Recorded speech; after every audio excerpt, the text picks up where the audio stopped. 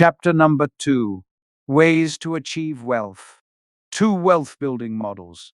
Everyone wants to make more money, but people are generally split into 2 categories: those who bring results after they are promised wealth first, or those who bring the results first, then are rewarded by others afterwards.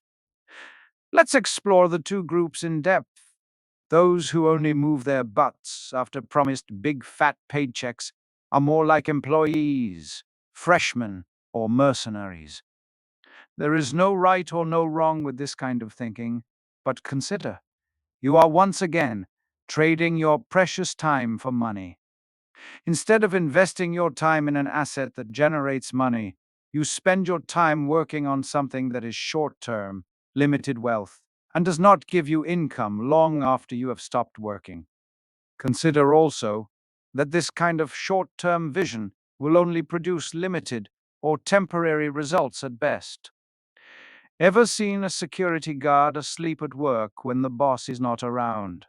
Furthermore, the part where our emotions get the better of us is when we allow our lives to be run by chasing the dollar. It is evident whenever an employee is offered a higher salary, more medical benefits, and longer vacations, that their heart starts pumping faster.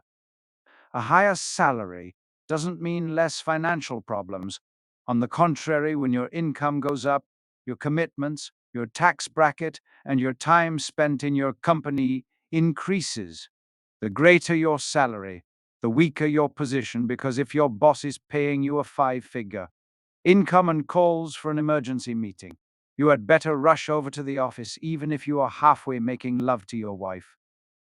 I think the best definition of an employee-boss relationship can be summed up as this: an employee will only do the bare minimum to keep the boss from firing them, and a boss will only pay the bare minimum to keep an employee from leaving.